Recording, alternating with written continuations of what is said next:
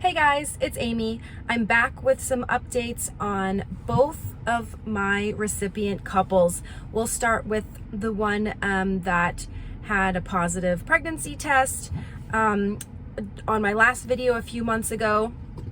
Actually, there's really not much of an update on the pregnancy. The surrogate's doing great. Everything's really good, looking really good. I guess they're, I think, maybe 23 weeks right now. They had the baby's anatomy scan. I guess that went very well. Everything is looking perfect, and so no news there, which is a good thing.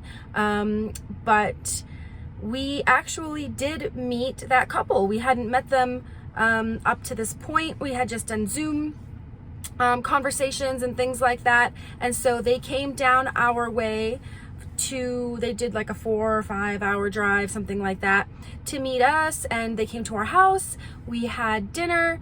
They brought their son, who is just about the same age as Rivers, so they played and roughhoused a little bit and, you know, acted like boys, and we just hung out and chatted, and it was a really nice meeting. They were really cool, very nice family.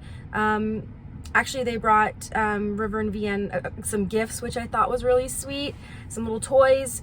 And then the next day, we went to a children's museum together, so we got to hang out a little bit more. That was kind of unexpected. So that was really nice, but it was great being able to meet them in person and just talk a little bit more about, you know, how we feel about this whole process and what we think about the pregnancy or whatever it may be. We spent a lot of time just chatting about this whole thing. So it was really nice being able to spend some time with them.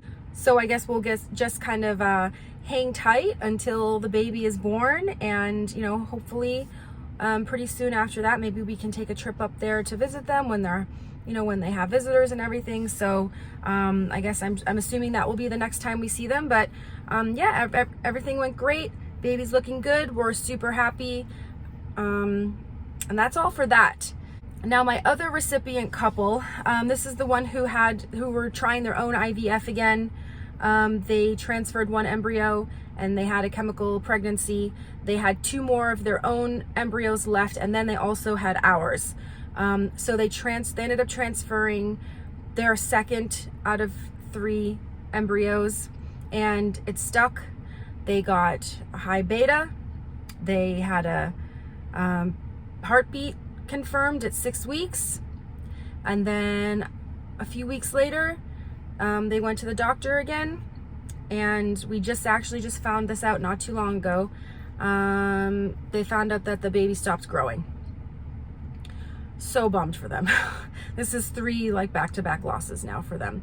The first one, of course, being our embryo, and now 2 of their own. And there's really not an explanation at this point.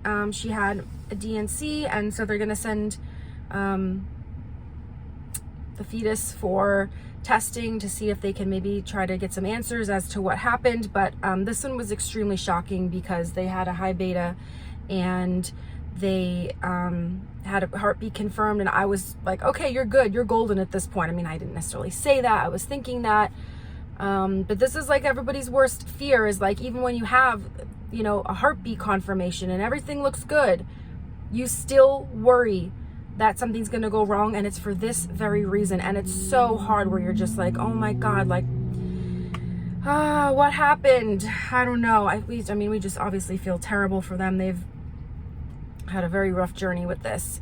I think she was maybe about like 7 or 8 weeks, I think, when the baby stopped growing. So it's still pretty early on, but I mean, obviously they're devastated, and we're very sad for them. And we actually just saw them a couple of weeks after we saw the other guys.